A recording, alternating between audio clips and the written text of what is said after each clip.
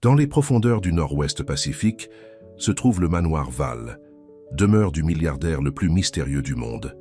Sebastian Val, génie des logiciels mais reclus émotionnel, voit sa vie bouleversée par l'arrivée d'Elise Monroe, une simple femme de ménage au cœur pur.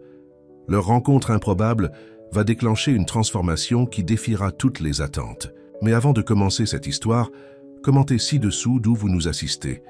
La pluie tombait doucement sur les grandes fenêtres du manoir Val. Situé au cœur du Nord-Ouest Pacifique, l'immense propriété de verre et de pierre semblait presque irréelle, comme sortie d'un conte moderne. C'était la demeure de Sebastian Vail, le milliardaire le plus insaisissable du monde. À 39 ans, Sebastian possédait la moitié des infrastructures numériques du pays. Son génie pour les logiciels l'avait propulsé au sommet de la fortune mondiale, mais contrairement à ses pairs qui étalèrent leur richesse, Sebastian vivait comme un moine. Il ne sortait presque jamais, ne recevait personne, et les rares fois où il apparaissait en public, c'était uniquement pour des réunions, d'affaires cruciales. Ce matin-là, Sebastian observait la pluie depuis son bureau au dernier étage. Grand, avec des cheveux noirs légèrement en bataille et des yeux d'un bleu intense, il aurait pu être considéré comme séduisant s'il avait jamais laissé quelqu'un s'approcher assez pour le remarquer. « Monsieur Vail », la voix de son assistant. « Personnel », James interrompit ses pensées. L'agence de personnel envoie une nouvelle femme de ménage aujourd'hui. La dernière a démissionné après seulement 2 semaines. Sébastien ne se retourna même pas. Évidemment, personne ne reste jamais. Voulez-vous que je lui explique vos règles habituelles? Comme toujours, répondit Sébastien. Qu'elle ne monte jamais au dernier étage, qu'elle finisse avant 18 heures, et surtout, qu'elle ne cherche pas à me rencontrer. James hocha la tête et quitta la pièce, habitué aux exigences de son patron. Ce qu'il ignorait, c'était le secret le plus profond de Sébastien. Derrière sa fortune et sa réputation d'homme dur et froid, se cachait une vérité que personne n'aurait pu imaginer. Sebastian Vail, l'homme que tout le monde craignait, n'avait jamais embrassé une femme. Pas une seule fois. Ce n'était pas par manque de désir, mais par manque de confiance. Élevé par une mère qui utilisait l'affection comme une arme et un père violent qui avait laissé des cicatrices trop profondes pour être nommé, Sébastien avait construit des murs plus hauts que n'importe quel homme ne devrait vivre derrière. À quelques kilomètres de là, Elise Monroe se préparait pour son premier jour de travail. À 34 ans, elle avait le visage doux, des yeux bruns chaleureux et un sourire qui cachait sa fatigue permanente. Son petit appartement était modeste mais propre, tout comme sa vie. En se regardant dans le miroir, elle ajusta son uniforme simple et attacha ses cheveux châtains en chignon. L'agence lui avait expliqué que ce nouveau client était exigeant, mais le salaire était presque le double de ce qu'elle gagnait habituellement. « Tu peux le faire, Elise », se dit-elle à voix haute. « C'est juste un autre travail. » Sur sa table, une pile de factures impayées lui rappelait pourquoi elle ne pouvait pas refuser cette opportunité. Son loyer avait augmenté, et depuis sa séparation avec Marc l'année dernière, elle luttait pour joindre les deux bouts. En arrivant devant l'immense portail du domaine Val, Elise sentit son cœur battre plus vite. Les rumeurs sur le propriétaire étaient nombreuses. Certains disaient qu'il ne sortait que la nuit, d'autres qu'il était défiguré et ne voulait voir personne. Elle secoua la tête pour chasser ses pensées. Les rumeurs n'étaient que des rumeurs, et elle avait besoin de ce travail. James l'accueillit à l'entrée avec un sourire poli mais distant. « Mademoiselle Monroe, bienvenue au domaine Val. Je suis James, l'assistant personnel de Monsieur Val. Laissez-moi vous expliquer les règles. » Elise écouta attentivement la liste des interdictions qui semblaient toutes tourner autour d'une chose, éviter tout contact avec le maître des lieux. « Ne vous inquiétez pas, dit-elle avec un petit sourire. Je sais être discrète. » James sembla apprécier sa réponse. « Parfait. Maria, notre gouvernante, vous montrera ce que vous devez faire. Votre chariot est déjà préparé avec tout le nécessaire. » La matinée passa rapidement. Le manoir était immense, avec des pièces qui semblaient ne jamais finir. Contrairement à ce qu'Élise avait imaginé, l'intérieur n'était pas froid et impersonnel. Il y avait des livres partout, des œuvres d'art qui semblaient avoir été choisies avec soin, et une atmosphère étrangement accueillante malgré l'absence de son propriétaire. Vers midi, alors qu'elle nettoyait une des nombreuses salles de bain, Élise commença à fredonner doucement. C'était une habitude qu'elle avait depuis toujours, une façon de rendre le travail moins monotone. Ce qu'elle ignorait, c'est que dans son bureau, Sébastien l'observait sur l'écran des caméras de sécurité. Il avait d'abord allumé les moniteurs, par habitude, pour vérifier que la nouvelle employée respectait ses règles. Mais le son doux de sa voix fredonnant une mélodie l'avait figé sur place. Pour une raison qu'il ne pouvait expliquer, Sébastien ne pouvait détacher son regard de l'écran. Ce n'était pas de l'attirance physique, même s'il devait admettre qu'Élise était belle d'une façon simple et naturelle. C'était autre chose, une sorte de calme qu'elle dégageait et qui, étrangement, apaisait son propre esprit tourmenté. Se sentit immédiatement coupable de l'observer ainsi et éteignit les écrans. Mais le lendemain, presque malgré lui, il les ralluma. Les jours passèrent, puis les semaines. Élise s'habituait à son travail au manoir Vale. Elle n'avait toujours pas rencontré le mystérieux propriétaire, mais contrairement aux autres employés qui semblaient soulagés de cette absence, elle se surprenait parfois à être curieuse. Un soir, alors qu'elle finissait plus tard que d'habitude pour rattraper un retard, Élise décida de prendre une courte pause dans le jardin. La journée avait été particulièrement difficile. Une lettre de son propriétaire était arrivée le matin même, menaçant de l'expulser si elle ne payait pas ses 3 mois de loyer en retard. Assise sur un banc en pierre, entourée de roses blanches, elle ne put retenir ses larmes. Elle sortit, la lettre de sa poche et la relut, espérant avoir mal compris. Mais les mots étaient clairs. Elle avait une semaine pour payer, ou elle perdrait son appartement. « Comment je vais faire ?» murmura-t-elle, essuyant ses larmes avec sa manche. Ce qu'Élise ne savait pas, c'est que Sébastien, qui avait pris l'habitude de marcher dans son jardin après le départ des employés, l'observait depuis l'ombre d'un arbre. Il vit ses larmes, remarqua la lettre froissée dans sa main et ressentit une émotion qu'il croyait avoir oubliée. De la compassion. Le lendemain, Élise reçut un appel de son propriétaire. Sa voix habituellement froide et accusatrice semblait confuse. « Mademoiselle Monroe, je vous appelle au sujet de votre loyer. » commença-t-il. « Je sais, monsieur Dupont, mais j'ai besoin de plus de temps. »« Non, vous ne comprenez pas, » l'interrompit-il. « Votre loyer a été payé entièrement, les 3 mois de retard et même les 6 prochains mois. » Élise resta sans voix. « Mais qui ?» Le paiement a été effectué de façon anonyme, mais il venait d'une société appelée Vale Enterprises. Après l'appel, Élise resta immobile dans son petit salon, sous le choc. Sébastien Vale, l'homme qu'elle n'avait jamais rencontré, avait payé son loyer. Comment avait-il su? Pourquoi l'avait-il fait? Au manoir, cette journée-là, elle travailla avec un sentiment étrange. Elle savait qu'elle devrait le remercier, mais comment approcher quelqu'un qui refusait tout contact? Finalement, elle décida d'écrire un simple mot sur une carte et de la laisser sur le bureau de James. Pour Monsieur Vale, merci pour votre gentillesse. Je ne sais pas comment vous avez su, mais vous m'avez sauvé. Respectueusement, Élise Monroe. Ce soir-là, Sébastien trouva la carte sur son propre bureau.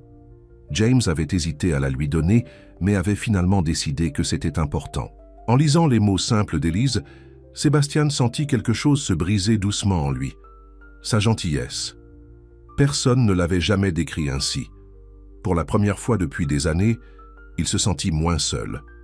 Une semaine plus tard, alors que l'automne commençait à peindre les arbres du jardin en rouge et or, Élise commit une erreur. Préoccupée par un appel de sa sœur malade, elle se trompa de chemin dans l'immense manoir et ouvrit la porte qu'elle n'aurait jamais dû ouvrir. Celle du bureau privé de Sébastien. Il était là, devant la fenêtre, dos à elle. Grand, les épaules larges sous sa chemise blanche, il semblait perdu dans ses pensées. En entendant la porte, il se retourna lentement. Élise se figea. Elle aurait dû s'excuser et partir immédiatement, mais quelque chose dans son regard l'en empêcha. Qu'il avait les yeux les plus bleus et les plus tristes qu'elle ait jamais vus. « Je suis désolée, » balbutia-t-elle enfin. « Je me suis trompée de porte. » Sébastien ne répondit pas tout de suite. Il semblait presque surpris, comme s'il n'était pas habitué à entendre une voix humaine dans cette pièce. « Ce n'est rien, » dit-il finalement, sa voix plus douce que ce à quoi elle s'attendait. Élise remarqua alors son apparence. Il était pieds nus, sa chemise était froissée et il avait l'air de ne pas avoir dormi depuis des jours. Malgré sa richesse et son pouvoir, il semblait incroyablement vulnérable. Au lieu de partir, Élise fit quelque chose qu'elle ne s'expliqua jamais par la suite. Peut-être était-ce la gratitude pour son aide ou simplement l'instinct de prendre soin des autres qui avait toujours été en elle. « Vous n'êtes pas obligé d'être seul tout le temps », dit-elle doucement. Les mots semblèrent toucher Sébastien plus profondément qu'elle ne l'aurait imaginé. Ses yeux s'élargirent légèrement et pendant un instant, elle crut voir une émotion. Brut y passait. « Je ne sais pas comment faire autrement », murmura-t-il comme une confession. Ce moment simple et pourtant si profond marqua le début d'un changement. Ni l'un ni l'autre ne le savaient encore, mais leur vie venait de prendre un tournant irréversible. Élise aurait dû partir, respecter les règles, maintenir cette distance professionnelle. Sébastien aurait dû la congédier sur le champ pour avoir enfreint la règle la plus importante de sa maison. Mais aucun d'eux ne bougea. Ils restèrent là, se regardant dans un silence qui disait plus que les mots ne l'auraient pu. Finalement, c'est Élise qui rompit le charme. « Je devrais y aller », dit-elle doucement. Encore désolée pour le dérangement. Sébastien hocha simplement la tête, incapable de formuler une réponse. Mais alors qu'elle tournait les talons, il la regarda partir avec le sentiment étrange que sa solitude, pour la première fois depuis très longtemps, lui pesait comme jamais auparavant. Dans les jours qui suivirent, quelque chose changea dans l'atmosphère du manoir Vale. Sébastien commença à quitter son bureau, à se promener dans les couloirs pendant qu'Élise travaillait. Ils ne se parlaient pas. Parfois leurs regards se croisaient à peine, mais une conscience mutuelle s'était installée entre eux. Pour Sébastien, chaque apparition d'Élise était comme une bouffée d'air frais dans l'environnement stérile qu'il s'était créé. Pour Élise, ces rencontres silencieuses étaient devenues un mystère intrigant dans sa routine quotidienne. La tempête arriva sans prévenir ce vendredi soir d'octobre. Le ciel du nord-ouest Pacifique, habituellement gris et calme, se transforma en un cauchemar d'éclairs et de vents violents. Au manoir Vale, les employés étaient tous partis plus tôt sur conseil de James, inquiets que les routes ne deviennent impraticables. Tous sauf Élise. Elle avait insisté pour terminer le nettoyage de la bibliothèque, une tâche qu'elle avait commencée le matin même. Les livres anciens avaient besoin d'un soin particulier, et elle ne voulait pas les laisser exposés à la poussière pendant tout le week-end. Ce qu'elle n'avait pas prévu, c'était la vitesse à laquelle la tempête s'intensifierait. Lorsqu'elle termina enfin, la pluie tombait si fort qu'elle ressemblait à un mur d'eau devant les fenêtres du manoir. Un éclair déchira le ciel, suivi presque immédiatement d'un coup de tonnerre assourdissant. Puis, sans avertissement, toutes les lumières s'éteignirent. Élise resta immobile dans l'obscurité. Elle connaissait bien le manoir maintenant. Mais sans lumière, les couloirs immenses devenaient un labyrinthe. Elle sortit son téléphone pour utiliser la lampe, mais découvrit avec frustration que la batterie était presque vide. « Génial », murmura-t-elle, essayant de se rappeler le chemin vers la sortie. Elle avançait lentement, une main contre le mur, quand une voix la fit sursauter. Élise, c'était Sébastien. Il se tenait à quelques mètres d'elle, une lampe à la main, son visage partiellement éclairé dans la pénombre. « Monsieur Vale », répondit-elle, soulagée de ne pas être complètement seule. « Je suis désolée. J'étais en train de terminer la bibliothèque quand la tempête. Vous ne devriez pas essayer de rentrer chez vous ce soir, » l'interrompit-il. « Là, les routes sont inondées. La radio annonce que personne ne devrait sortir avant demain matin. » Élise se mordit la lèvre, incertaine. « Je pourrais peut-être appeler un taxi. » Un nouveau coup de tonnerre, encore plus fort, sembla secouer les fondations même du manoir. Sébastien secoua la tête. Aucun taxi ne viendra par ce temps. Il hésita comme s'il luttait avec lui-même. « Vous pouvez rester ici. Il y a plusieurs chambres d'amis. » Pour la première fois depuis qu'elle travaillait au manoir, Élise vit Sébastien embarrassé. Cet homme, qui dirigeait un empire depuis son bureau, semblait soudain mal à l'aise à l'idée d'avoir une invitée. « Merci », dit-elle simplement. « Je vous promets de ne pas déranger. » Sébastien hocha la tête. « Suivez-moi. La cheminée du salon est allumée. Vous serez plus à l'aise là-bas pendant que je prépare une chambre. » Élise le suivit, observant discrètement sa silhouette dans la faible lumière de la lampe. Il marchait avec assurance malgré l'obscurité, connaissant chaque recoin de sa demeure. Pour la première fois, elle le voyait non pas comme le milliardaire mystérieux, mais comme un homme dans son foyer. Le salon était immense, mais accueillant, avec de grands canapés en cuir, disposés autour d'une cheminée en pierre où brûlait un feu réconfortant. Les flammes projetèrent des ombres dansantes sur les murs, créant une atmosphère presque irréelle. « Asseyez-vous », dit Sébastien, lui indiquant un fauteuil près du feu. « Je vais chercher du thé. » Élise fut surprise. « Vous allez le préparer ?»« Vous-même ?»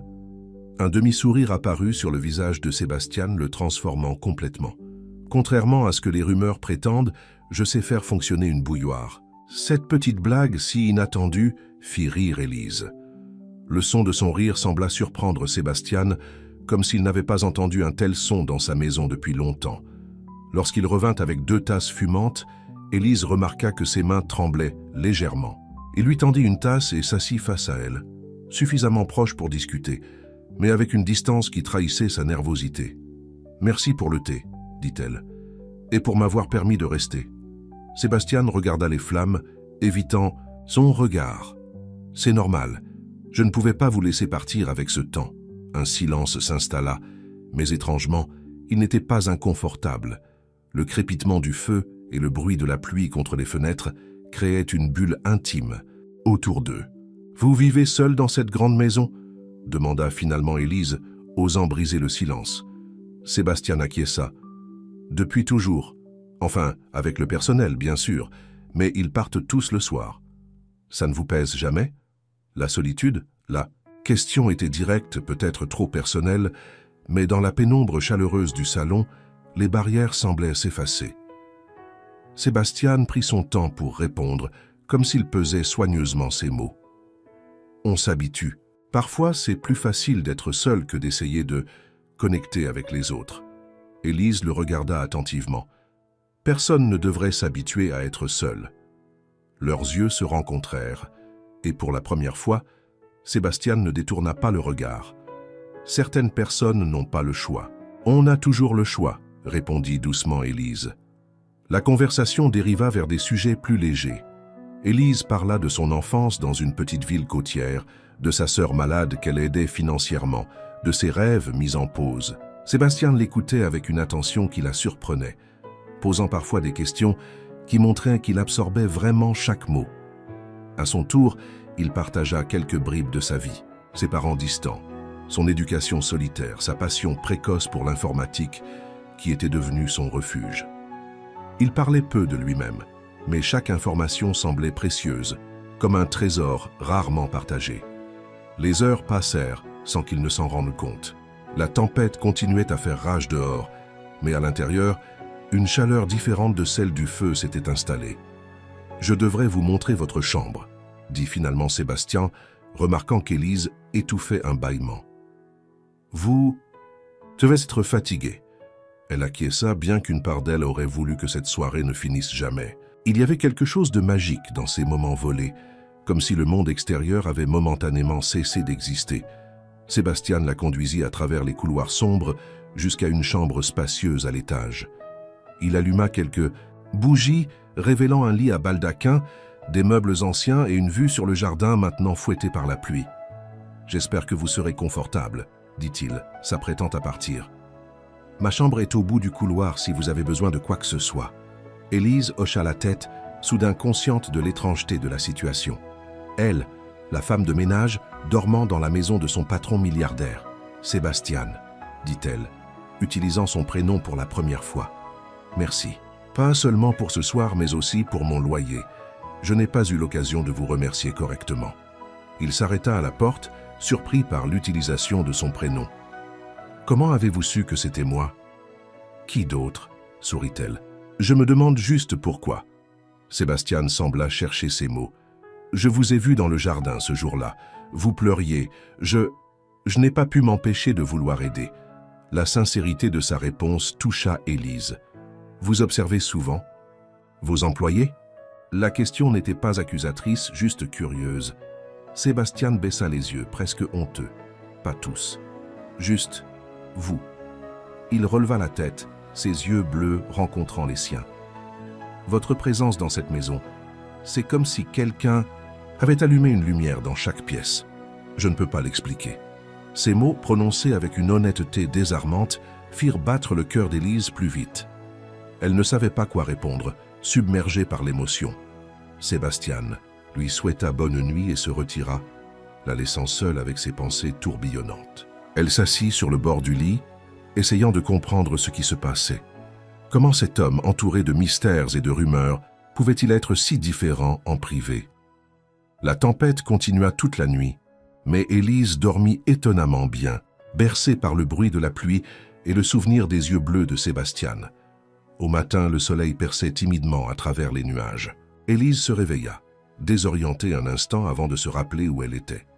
Elle trouva des vêtements propres posés sur une chaise, probablement apportés par la gouvernante qui devait être arrivée tôt. En descendant, elle trouva Sébastien dans la cuisine préparant du café. Il portait un simple t-shirt et un jean, tenue qu'elle n'aurait jamais imaginé le voir porter. « Bonjour », dit-il en l'apercevant. « J'espère que vous avez bien dormi. »« Très bien, merci », répondit-elle, surprise par cette scène domestique. Ils prirent le petit déjeuner ensemble, dans un silence confortable, interrompu par quelques conversations légères. La tempête avait créé une parenthèse dans leur vie, un moment hors du temps où les rôles de patron et employé semblaient s'être temporairement effacés. « Les routes sont dégagées maintenant », dit finalement Sébastien, regardant son téléphone. « Je peux vous faire raccompagner chez vous. » Élise acquiesça, sentant une étrange déception. « Oui, bien sûr, je devrais y aller. » Alors qu'elle s'apprêtait à partir, Sébastien l'arrêta. « Élise, merci. Pour la conversation d'hier soir, c'était agréable. Il y avait tant de choses non dites dans ces simples mots. » Élise sourit. « C'était agréable pour moi aussi. » Les jours suivants, quelque chose avait changé entre eux. Sébastien ne se cachait plus quand Élise était au manoir. Au contraire, il semblait trouver des raisons de se trouver dans les pièces qu'elle nettoyait. Leur conversation était brève mais chaleureuse, chacune ajoutant une nouvelle couche à leur relation naissante. Un matin, Élise trouva un livre sur son chariot de nettoyage. Léo de Hurlevent, avec un marque-page et une note, « Vous avez mentionné que c'était votre préféré. J'ai pensé que vous aimeriez cette édition. » S. C'était le début d'une nouvelle routine. Chaque jour, Sébastien laissait quelques choses pour elle. Un livre, une fleur du jardin, parfois juste une note avec une pensée qu'il voulait partager. Et Élise, touchée par ses attentions, commençait à laisser ses propres messages en retour. Un jour, alors qu'elle nettoyait les vitres du salon, elle le vit dans le jardin travaillant sur son ordinateur portable à l'ombre d'un grand chêne. Elle l'observa un moment, frappée par à quel point il semblait différent à l'extérieur, plus détendu, presque heureux. Comme s'il sentait son regard, Sébastien leva les yeux et lui sourit. Un vrai sourire qui transforma son visage. Ce soir-là, en rentrant chez elle, Élise dut admettre la vérité qu'elle essayait d'ignorer depuis des semaines. Elle était en train de tomber amoureuse de Sébastien Val. Cette réalisation l'effraya. Rien ne pouvait être plus impossible, plus irréaliste que d'imaginer une relation entre elle, une simple femme de ménage vivant au jour le jour, et lui, l'un des hommes les plus riches et les plus puissants du pays. Pourtant, chaque jour, chaque regard échangé, chaque mot partagé lui disait que l'impossible était peut-être en train de se produire. Sébastien, de son côté, vivait sa propre transformation. Pour la première fois de sa vie adulte, il attendait avec impatience le matin, sachant qu'Élise serait là. Il commença à sortir de son bureau, à interagir davantage avec son personnel, à redécouvrir sa propre maison comme si la présence d'Élise avait levé un voile qu'il n'avait pas réalisé porter. Un jour, il fit quelque chose d'impulsif. Il construisit une serre à l'arrière du jardin, remplie de fleurs blanches, les préférées d'Élise, comme il l'avait remarqué, en l'observant s'arrêter chaque jour près des massifs de gardénia. Une fois terminé, il y laissa une clé sur son chariot avec une simple note « Pour vos moments de paix ». S. Lorsqu'Élise découvrit la serre, elle resta sans voix. C'était un geste si grand, si significatif, qu'elle ne savait pas comment réagir. Elle trouva Sébastien dans son bureau cet après-midi-là et frappa doucement à la porte. « Entrez », dit-il. Et elle fut frappée par la différence entre cette invitation et les règles strictes d'il y a quelques mois. « La serre est magnifique », dit-elle simplement en entrant. « Je ne sais pas quoi dire. » Sébastien se leva de son bureau, s'approchant d'elle avec une expression vulnérable qu'elle n'avait jamais vue. « Est-ce que ça te plaît ?» demanda-t-il, passant qu'inconsciemment au tutoiement. « C'est le plus beau cadeau qu'on m'ait jamais fait, » répondit-elle émue. « Mais pourquoi ?» Sébastien s'approcha encore, s'arrêtant à quelques pas d'elle. « Parce que tu as apporté de la beauté dans ma vie, » dit-il doucement. « Je voulais te donner un peu de cette beauté en retour. » Le moment était chargé d'émotions, leurs regards verrouillés dans une connexion silencieuse, mais puissante.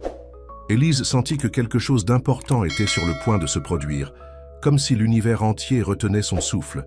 Mais avant que l'un d'eux ne puisse dire ou faire quoi que ce soit d'autre, James frappa à la porte, brisant l'instant. « Monsieur Val, excusez-moi de vous déranger, mais votre conférence téléphonique avec Tokyo commence dans 5 minutes. » Sébastien ferma brièvement les yeux, comme s'il essayait de retenir ce moment qui s'échappait.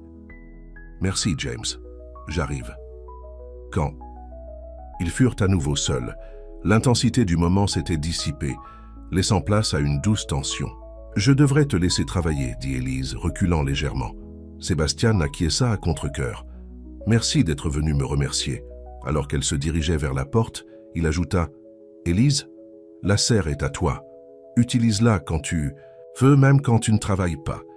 J'ai dit au gardien de te laisser entrer à n'importe quelle heure. » Ces mots, cette confiance qu'il lui accordait, touchèrent Élise plus profondément qu'elle ne l'aurait cru possible.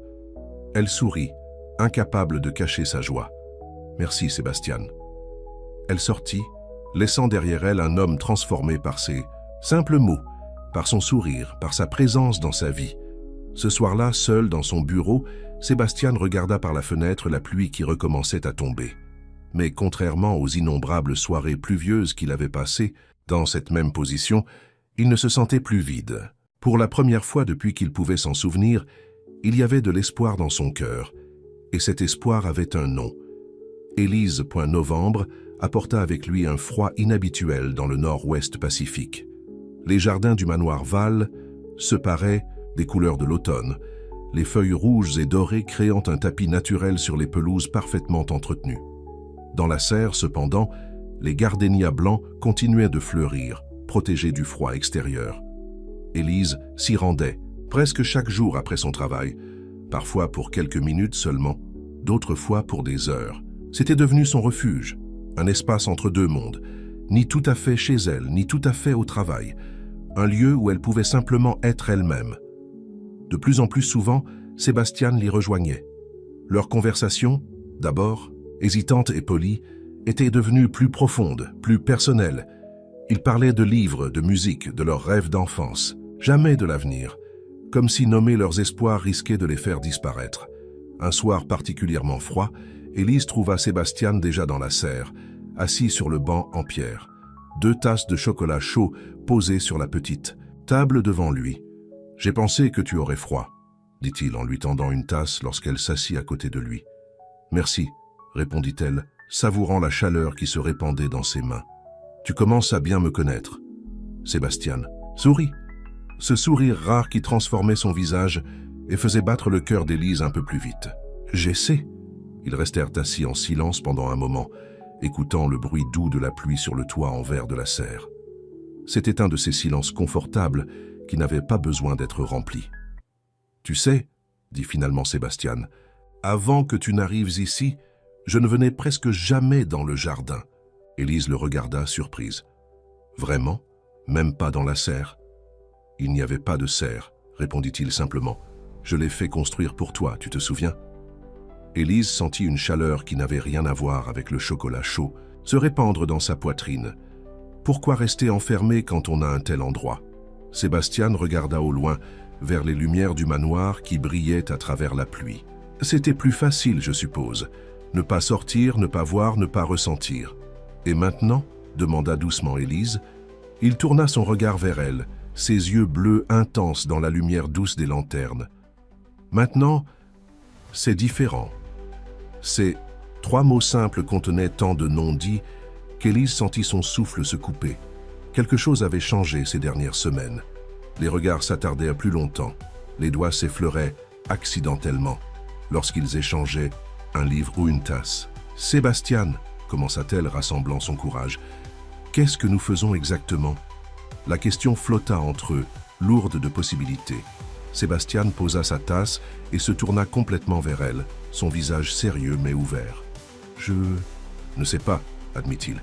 « Je sais juste que quand tu n'es pas là, la maison semble vide, que j'attends toute la journée le moment où tu arriveras, que pour la première fois depuis que je me souvienne, je me sens vivant. » Élise sentit les larmes lui monter aux yeux. C'était la déclaration la plus sincère qu'on lui ait jamais faite. « J'ai peur », avoua-t-elle. « Peur que tout ceci ne soit qu'un rêve, que je me réveille un matin et que tout soit redevenu comme avant. Toi, le patron inaccessible, et moi, juste la femme de ménage. » Sébastian prit sa main, un geste si simple mais qui semblait si intime, qu'Élise sentit un frisson la parcourir. « Tu n'as jamais été juste quoi que ce soit pour moi, » dit-il doucement. « Depuis le premier jour, tu as été tout. » Le monde semblait s'être arrêté autour d'eux. Il n'y avait plus que la pluie, la chaleur de la serre et cette connexion palpable entre eux. Sébastian se pencha légèrement, hésitant. « Élise, il y a quelque chose que je dois te dire, quelque chose que je n'ai jamais dit à personne. » Elle attendit, le cœur battant. « Je n'ai jamais... » Il s'interrompit, la voix brisée par l'émotion. « Je n'ai jamais embrassé quelqu'un. Pas une seule fois. Pas comme si cela signifiait quelque chose. » La confession flotta entre eux, vulnérable et pure. Élise ne se moqua pas, ne montra aucune pitié. Au lieu de cela, elle posa sa main sur la joue de Sébastian, douce et sûre, et l'embrassa. C'était doux, immobile, déchirant dans sa pureté.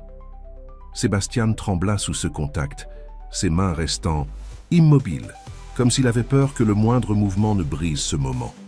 Quand Élise s'écarta, il ouvrit lentement les yeux, comme s'il sortait d'un rêve. « S'il te plaît, » murmura-t-il, la voix à peine audible, « ne laisse pas ce moment être le seul. » Pour toute réponse, Élise l'embrassa à nouveau, plus longtemps cette fois. Sébastian répondit maladroitement d'abord, puis avec plus d'assurance, comme si chaque seconde lui apprenait un nouveau langage, celui du toucher et de l'intimité. Quand ils se séparèrent enfin, le monde semblait différent, plus lumineux, malgré la nuit qui était tombée, plus réel malgré l'impression de rêve. « Je devrais rentrer », dit doucement Élise, bien que tout son être voulait rester. Sébastian acquiesça, comprenant la nécessité de cet espace, de ce temps pour absorber ce qui venait de se passer. « Je te raccompagne à ta voiture. » Ils marchèrent, en silence sous la pluie, partageant un parapluie, leur corps se frôlant à chaque pas. Arrivé à sa voiture, Sébastian l'embrassa une dernière fois, comme pour s'assurer que tout était réel. « À demain », dit-il, une promesse dans ces simples mots. « À demain », confirma Élise, un sourire illuminant son visage malgré la pluie. Cette nuit-là, aucun des deux ne dormit beaucoup, leurs esprits rejouant chaque moment, chaque mot, chaque sensation. Les jours qui suivirent furent comme un rêve éveillé. Sébastian changeait, subtilement au début, puis de façon plus évidente. Il l'attendait dans les couloirs, laissait des livres sur son chariot avec des notes glissées à l'intérieur, passait chaque soir dans la serre pour partager un moment avec elle. Pour Élise, ces moments étaient précieux, mais aussi troublants. Une part d'elle craignait que ce ne soit qu'une phase, que Sébastian ne sache pas vraiment ce qu'était l'amour véritable. Comment le pourrait-il quand il avait passé sa vie entière dans la solitude? Un après-midi, alors qu'elle nettoyait la bibliothèque, James entra, l'air plus formel que d'habitude. « Mademoiselle Monroe, puis-je vous parler un instant ?» Élise hocha la tête, soudain inquiète. « Bien sûr. J'ai travaillé pour Monsieur Val pendant près de 10 ans, » commença James, choisissant soigneusement ses mots. « Je ne l'ai jamais vu comme ces dernières semaines. Il sourit. Il parle aux autres employés. Hier, il a même ri au téléphone. » Avec un client, Élise ne savait pas quoi répondre. James continua, son ton devenant plus sérieux. « Quelle que soit l'influence que vous avez sur lui, elle est remarquable. Mais je dois vous demander, quelles sont vos intentions ?» La question la prit au dépourvu. « Mes intentions ? Monsieur Vail n'est pas seulement un homme riche, mademoiselle Monroe. Il est vulnérable d'une façon que peu de gens comprennent. S'il venait à être blessé, je ne lui ferais jamais de mal, » l'interrompit Élise, indignée que James puisse penser qu'elle était intéressée par Sébastian pour son argent. James l'étudia un moment, puis son expression s'adoucit légèrement. « Je vous crois, mais le monde extérieur ne sera pas aussi compréhensif. Les gens parleront. Ils inventeront des histoires, feront des suppositions. » Élise n'avait pas pensé à cela. Dans leur bulle, au manoir, tout semblait si simple, si pur, mais le monde extérieur, avec ses jugements et ses préjugés, « Je comprends votre inquiétude, » dit-elle finalement. « Mais ce qui se passe entre Sébastian et moi ne regarde que nous. » James hocha la tête, acceptant sa réponse sans nécessairement être rassuré. « Juste, Soyez prudente, pour vous deux. » Après le départ de James, Élise resta immobile, perturbée. Pour la première fois, elle réalisa pleinement les complications que leur relation pourrait entraîner, non seulement pour elle, mais surtout pour Sébastien. Ce soir-là, elle attendit dans la serre, l'esprit préoccupé. Quand Sébastien arriva, son sourire s'évanouit en voyant son expression. « Qu'est-ce qui ne va pas ?» demanda-t-il immédiatement, s'asseyant à côté d'elle. Élise prit une profonde inspiration. « James m'a parlé aujourd'hui. Il s'inquiète, et pour toi, pour nous. » Sébastien soupira, passant une main dans ses cheveux. « Je sais, il m'en a parlé aussi. »« Il a raison, tu sais, » dit doucement Élise. « Les gens vont parler. Ils diront que je suis avec toi pour ton argent, que tu es mon ticket pour une vie facile. »« Ah, est-ce que ça t'importe ce que les gens disent ?» demanda Sébastien, sa voix calme mais tendue. « Non, » répondit-elle honnêtement. « Mais ça devrait t'importer à toi. Tu as une réputation, une entreprise à diriger. Je pourrais devenir un scandale qui ruinerait ton nom. » Sébastien prit ses mains dans les siennes, son regard intense. « Je me fiche de ce que les gens pensent. Pour la première fois de ma vie, je me sens vivant, entier. Grâce à toi, je ne laisserai personne me reprendre ça. » Ces mots étaient passionnés, sincères, et pendant un moment, Élise voulut simplement y croire. Mais une pensée la troublait encore. « Est-ce que tu es sûre de ce que tu ressens ?» demanda-t-elle doucement. « Tu n'as jamais été proche de quelqu'un, avant. Comment peux-tu savoir que ce n'est pas juste la nouveauté de tout ça ?» La question sembla le blesser, mais il ne recula pas. « Je comprends pourquoi tu demandes ça, et je ne peux pas te prouver que ce que je ressens est réel, ou qu'il durera. Tout ce que je sais, c'est que je n'ai jamais voulu quelqu'un, jamais rêvé de quelqu'un comme je rêve de toi. Que depuis ce premier baiser, tu me possèdes, cœur, âme et chaque nuit d'insomnie entre les deux. » Les mots de Sébastien touchèrent Élise au plus profond. Elle voulait le croire, voulait se permettre d'espérer que ce qu'il partageait était vrai et durable. Mais avant qu'elle ne puisse répondre, son téléphone sonna. C'était l'agence de ménage. Avec une excuse à Sébastien, elle répondit. « Mademoiselle, Monroe ? Ici, Madame Dupont de l'agence Clean Elite. Je dois vous informer d'un changement concernant votre affectation. » Élise sentit son cœur se serrer. « Quel genre de changement ? » « Nous devons vous réaffecter à un nouveau client à partir de la semaine prochaine. Le manoir Vale ne fera plus partie de votre planning. »« Mais pourquoi ?» demanda Élise, choquée. « J'ai fait quelque chose de mal. » Il y eut un silence inconfortable avant que Madame Dupont ne réponde. « Disons qu'il s'agit d'un conflit d'intérêts. Nous avons reçu des informations suggérant que votre relation avec Monsieur Val est devenue personnelle. » Élise se figea, regardant Sébastien qui l'observait avec inquiétude. « Qui vous a dit ça ? » ?»« Cela n'a pas d'importance. Notre politique, c'est clair sur les relations entre employés et clients. C'est pour votre protection et la nôtre. Je suis désolé, Élise, mais c'est non négociable. » Après avoir raccroché, Élise resta silencieuse un long moment, les yeux fixés sur son téléphone. « Qu'est-ce qui se passe ?» demanda finalement Sébastien, sa voix trahissant son inquiétude. « L'agence me retire de ton service, » dit-elle doucement. « Un conflit d'intérêts, apparemment.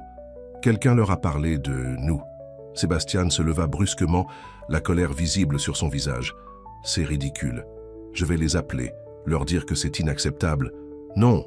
l'interrompit Élise. « Ça ne ferait que confirmer leurs soupçons. »« Et alors ?» répliqua-t-il. « Je me fiche de ce qu'ils pensent. Je peux t'embaucher directement, sans passer par l'agence. » Élise secoua la tête, ses pensées tourbillonnant. « Ce n'est pas si simple. Sébastien, si je travaille directement pour toi, qu'est-ce que je serai? Ta femme de ménage avec des avantages? Ta maîtresse ?» Le mot sembla flotter entre eux, laid et déformé par rapport à ce qu'ils partageaient réellement. « Tu serais Élise, » dit Sébastien, s'agenouillant devant elle. « Juste Élise. Et je serais juste Sébastien. Tout le reste, les titres, les rôles, l'argent, rien de tout ça n'a d'importance. Mais pour Élise, en cet instant, tout semblait soudain trop compliqué, trop rapide. Elle avait besoin d'espace pour réfléchir, pour comprendre ce qu'elle ressentait vraiment et ce qu'elle voulait. « J'ai besoin de temps, » dit-elle finalement, « pour réfléchir à tout ça, pour être sûre que nous ne faisons pas une erreur. » La douleur traversa le visage de Sébastien, mais il acquiesça, respectant sa demande. Bien sûr, tout le temps dont tu as besoin. Cette nuit-là, ils se séparèrent avec un baiser qui avait un goût d'adieu, bien que ni l'un ni l'autre ne voulût l'admettre. Le lendemain, Élise prit ce qui semblait être la décision la plus difficile de sa vie. Elle contacterait l'agence et accepterait sa réaffectation. Elle s'éloignerait pour le bien de Sébastien, pour protéger sa réputation et son nom. C'était la chose responsable à faire, même si chaque fibre de son être criait contre cette décision. Elle ne lui dirait pas au revoir. Ce serait trop douloureux, trop tentant de rester. Elle laisserait simplement une lettre, expliquant ses raisons, lui souhaitant le meilleur, le remerciant pour tout ce qu'il lui avait donné. Ce qu'elle ignorait, c'est que ce même matin, Sébastien prenait lui aussi une décision. Il convoquait son avocat, modifiait son testament, faisait des plans pour l'avenir. Un avenir où Élise aurait une place permanente dans sa vie, quel qu'en soit le coût. Quand il arriva à la serre ce soir-là, espérant la trouver comme d'habitude, il ne trouva qu'une enveloppe sur le banc en pierre. En la lisant, son visage perdit toute couleur. Elle était partie, sans un mot, sans un au revoir. Pour la première fois depuis son enfance, Sébastien Veil pleura. Les jours se transformèrent en semaines. Sébastien se retira à nouveau du monde, pire qu'avant. Il cessait d'assister aux réunions, parlait à peine à son personnel, restait enfermé dans son bureau des journées entières. James s'inquiétait, mais chaque tentative de parler à son patron se soldait par un échec. Sébastien était inaccessible, perdu dans un chagrin qu'il ne partageait avec personne. La seule chose qui semblait l'occuper était la serre. Chaque jour, il s'y rendait, s'assurant personnellement que les gardénias étaient parfaitement entretenus. Il avait renvoyé 3 jardiniers pour ne pas avoir pris soin des fleurs exactement comme il le voulait. Élise, de son côté, luttait avec sa propre douleur. Elle avait accepté un poste dans un hôtel de l'autre côté de la ville, travaillant de longues heures pour ne pas penser, pour ne pas ressentir. Mais chaque nuit, seule dans son petit appartement, elle regardait la gardénia que Sébastien lui avait un jour laissée, maintenant épanouie dans une tasse ébréchée. Elle avait fait ce qui lui semblait juste. Alors pourquoi se sentait-elle si vide?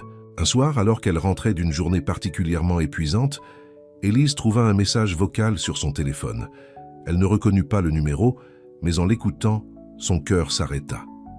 C'était la voix de Sébastien, légèrement rauque, comme s'il n'avait pas parlé depuis longtemps. Ce baiser m'a ruiné. Je dors avec ma main sur mes lèvres, comme si j'avais peur qu'il ne s'efface. Mais je le laisserai s'effacer, si cela signifiait que tu puisses vivre sans avoir peur de moi. De ceci. De nous. Les larmes coulèrent sur les joues d'Élise alors qu'elle écoutait le message une deuxième fois, puis une troisième. Elle prit son téléphone, prête à composer son numéro. Mais elle s'arrêta, incertaine. Que dirait-elle? Que rien n'avait changé. Que les mêmes problèmes existaient toujours. Ou que tout avait changé parce qu'elle savait maintenant ce que c'était que de vivre sans lui. Elle reposa le téléphone sans appeler. Pas encore. Elle se contenta de murmurer dans le silence de son appartement. Tu me manques aussi. Décembre. Arriva avec son manteau de neige et ses promesses de fête. Mais pour Sébastien Veil, aucune lumière ne brillait dans l'obscurité croissante de l'hiver. Dans son manoir immense, il errait comme une ombre, incapable de trouver la paix qu'il avait brièvement connue. Un matin, James entra dans son bureau sans frapper, déterminé à briser le mur que son patron avait érigé autour de lui. « Monsieur Val, cela ne peut plus continuer ainsi, » dit-il fermement, déposant une pile de documents sur le bureau. « Votre conseil d'administration a appelé 3 fois aujourd'hui. Il menace de convoquer une réunion d'urgence si vous n'assistez pas à la conférence de demain. » Sébastien leva à peine les yeux de son écran d'ordinateur. « Dis-leur que je suis malade. »« C'est ce que je leur ai dit les 4 dernières fois, » répliqua James, perdant patience. « Ils ne le croient plus. Et franchement, je ne peux pas les blâmer. » Sébastien soupira, se frottant les yeux. « Qu'est-ce que tu veux que je fasse, James ? » « Je veux que vous reveniez parmi les vivants, » répondit James, son ton s'adoucissant. « Que vous arrêtiez de vous torturer pour quelque chose que vous pouvez encore changer. » Cette fois, Sébastien regarda son assistant avec attention. « Que veux-tu » dire ? James prit une profonde inspiration. « Je veux dire qu'il n'est pas trop tard. Mademoiselle Monroe est partie parce qu'elle pensait vous protéger. Mais si vous lui montriez que vous n'avez pas besoin d'être protégé, que vous êtes prêt à affronter le monde pour elle... » Sébastien resta silencieux, les paroles de James résonnant dans sa tête. Il avait laissé un message à Élise il y a des semaines, sans recevoir de réponse. Peut-être avait-elle tourné la page, peut-être était-il vraiment trop tard. « Comment sais-tu qu'elle ressent toujours quelque chose ?» demanda-t-il finalement, sa voix trahissant sa vulnérabilité. James sourit légèrement. « Je ne le sais pas avec certitude, mais je vous ai vus tous les deux ensemble. Ce n'était pas rien, monsieur Vail. Ce genre de connexion ne disparaît pas simplement. » Ces mots semblèrent toucher quelque chose en Sébastien. Il se leva lentement, comme si chaque mouvement lui coûtait. « J'ai essayé, James. Je lui ai laissé un message. Elle n'a pas répondu. »« Alors essayez encore, insista James. Et encore, autant de fois qu'il le faudra. » Sébastien regarda par la fenêtre, observant la neige qui tombait doucement sur son jardin, sur la serre où il avait connu le bonheur le plus pur de sa vie. « Et si elle ne veut plus de moi ?» murmura-t-il, exprimant enfin sa plus grande peur. « Alors, vous aurez au moins la certitude d'avoir tout tenté, » répondit James simplement. « N'est-ce pas mieux que de vous demander « et si » pour le reste de votre vie ?» Ces paroles firent leur chemin dans l'esprit de Sébastien. Pour la première fois depuis le départ d'Élise, il sentit quelque chose s'éveiller en lui. Pas tout à fait de l'espoir, mais peut-être sa prémisse, la volonté d'essayer. « Qu'est-ce que tu suggères ?» demanda-t-il finalement. James sourit, soulagé de voir enfin une réaction. « Pour commencer, prenez une douche et changez de vêtements. Ensuite, nous parlerons stratégie. » Dans son petit appartement, Élise préparait un thé, écoutant distraitement les chants de Noël qui passaient à la radio. Les fêtes approchaient, mais son cœur n'y était pas. Chaque décoration, chaque lumière lui rappelait Sébastien et ce qu'elle avait laissé derrière. Le message qu'il lui avait laissé jouait en boucle dans son esprit. Elle l'avait écouté tant de fois qu'elle connaissait chaque inflexion, chaque pause par cœur. Plusieurs fois, elle avait failli le rappeler, mais quelque chose la retenait toujours, la peur peut-être, ou la conviction qu'elle avait fait ce qui était juste. Le téléphone sonna, interrompant ses pensées. C'était sa sœur, Marie. « Élise, tu as vu les nouvelles ?»« Quelles nouvelles ?» demanda Élise, confuse. « Allume la télé, chaîne 5 maintenant. » Intriguée, Élise saisit la télécommande et alluma son petit téléviseur, se demandant ce qui pouvait être si urgent. Ce qu'elle vit la figea sur place. Sébastien Vail, l'homme le plus reclus du pays, donnait une conférence de presse. Il portait un costume impeccable, mais ses yeux trahissaient sa fatigue. À ses côtés se tenait James, l'air protecteur et légèrement nerveux. « Comme beaucoup d'entre vous le savent, » disait Sébastien, sa voix plus assurée que son regard, « j'ai passé la majeure partie de ma vie adulte à éviter les projecteurs. Aujourd'hui, je fais l'inverse pour une raison très simple. » Il fit une pause, regardant directement la caméra, comme s'il savait qu'Élise regardait. « J'ai rencontré quelqu'un qui a changé ma vie. Quelqu'un qui m'a appris ce que signifie vraiment être vivant. Cette personne est partie parce qu'elle craignait que notre relation ne nuise à ma réputation, à mon entreprise. » Les journalistes commencèrent à s'agiter, des murmures parcourant la salle. Sébastien leva une main pour demander le silence.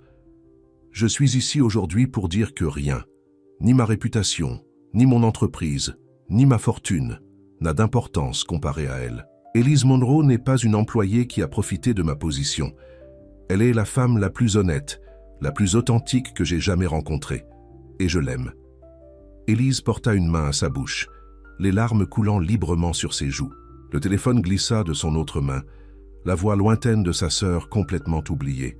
À la télévision, Sébastien continuait, ignorant les questions qui fusèrent des journalistes. « Je ne sais pas si elle me regarde. Je ne sais même pas si elle voudra me parler après ceci. Mais je voulais que le monde entier sache que Sébastien Vail, l'homme que vous avez qualifié de reclus, de misanthrope, est simplement incomplet, sans Élise Monroe. » Il regarda à nouveau directement la caméra. « Élise, si tu regardes, je serai dans la serre ce soir. Notre serre. Où que tu sois, quoi que tu décides, sache que tu as été mon premier amour et que je prie pour que tu ne sois pas le seul. » Sur ces mots, il quitta l'estrade, ignorant la frénésie de questions qui explosa derrière lui. Élise resta immobile de longues minutes, incapable de croire ce qu'elle venait de voir. Sébastien, l'homme qui avait passé sa vie à fuir l'attention du public, venait de déclarer son amour pour elle devant le monde entier. Son téléphone sonna à nouveau, la sortant de sa stupeur. C'était encore Marie. « Élise, tu es là? Mon Dieu, c'est lui? C'est ton Sébastien ?»« Oui, » murmura Élise, sa voix à peine audible. « C'est lui. »« Qu'est-ce que tu vas faire ?» demanda Marie, excitée. Élise regarda par la fenêtre. La neige tombait, plus fort maintenant, transformant le monde en un paysage blanc et silencieux. « Je ne sais pas, » répondit-elle honnêtement. Après avoir raccroché, Élise resta assise sur son canapé, les pensées tourbillonnant dans sa tête. Sébastien venait de tout risquer pour elle. Sa vie privée, sa réputation, tout. Pouvait-elle faire moins? Mais les doutes persistaient. Et si cela ne fonctionnait pas? Et si, une fois la nouveauté passée, il réalisait qu'elle n'était pas celle qu'il croyait, qu'elle n'était pas à la hauteur de ce monde auquel il appartenait? Tout en réfléchissant, ses yeux se posèrent sur la gardénia dans sa tasse ébréchée. Elle avait survécu contre toute attente, fleurissant dans ce petit appartement sans jardin, sans serre luxueuse, juste avec des soins, de la patience et de l'amour. Peut-être était-ce un signe. Dehors, la neige continuait de tomber, mais Élise savait ce qu'elle devait faire. La serre était illuminée par des dizaines de petites lanternes, créant une atmosphère magique, malgré la tempête qui sévissait à l'extérieur. Sébastien s'y trouvait depuis des heures, assis sur leur banc, attendant. Sa déclaration publique avait déclenché une tempête médiatique. Son téléphone n'avait cessé de sonner jusqu'à ce qu'il le mette en silencieux. Son conseil d'administration avait convoqué une réunion d'urgence qu'il avait délibérément manquée. Rien de tout cela n'avait d'importance. Seule Élise comptait. Et si elle ne venait pas, il regarda sa montre. Presque 22 heures. La tempête de neige s'était intensifiée, rendant les routes dangereuses. Peut-être ne viendrait-elle pas. Peut-être était-ce trop demandé. Il se leva, s'approchant des gardénias qu'il avait si soigneusement entretenues. Ces fleurs avaient été son seul lien avec elle, son seul réconfort pendant ces semaines de séparation. C'est alors qu'il l'entendit, le léger grincement de la porte de la serre. Il se retourna lentement, craignant presque que ce ne soit qu'une illusion créée par son désespoir. Mais elle était là. Debout à l'entrée, des flocons de neige fondant dans ses cheveux, son manteau saupoudré de blanc. Ses joues étaient rougies par le froid, ses yeux brillants de larmes contenues. « Élise » murmura-t-il, incapable d'en dire plus. Elle fit quelques pas vers lui, s'arrêtant à une distance prudente. « J'ai vu ta conférence. De presse. » Sébastien hocha la tête, soudain incertain. « Je suis désolé si j'ai dépassé les limites. Je ne savais pas comment te faire comprendre autrement. Tu as risqué tout ce que tu as construit, » dit-elle doucement. « Pour moi, je reconstruirai tout depuis le début si cela signifiait t'avoir à mes côtés. » répondit-il sans hésitation. Élise s'approcha encore, réduisant la distance entre eux. « J'ai eu peur, » admit-elle. « Peur que ce que nous ressentons ne soit pas assez fort pour survivre au monde extérieur. Peur de n'être qu'une passade dans ta vie. » Sébastien secoua la tête, ses yeux ne quittant pas les siens. « Tu n'as jamais été une passade, Élise. Tu es le début de ma vie. Tout ce qui était avant toi n'était qu'une existence en demi-teinte. » Il s'approcha, prenant doucement ses mains dans les siennes. « Je comprends tes peurs, je les partage, mais je sais aussi que vivre sans toi n'est pas vivre du tout. » Les larmes coulaient maintenant librement sur les joues d'Élise.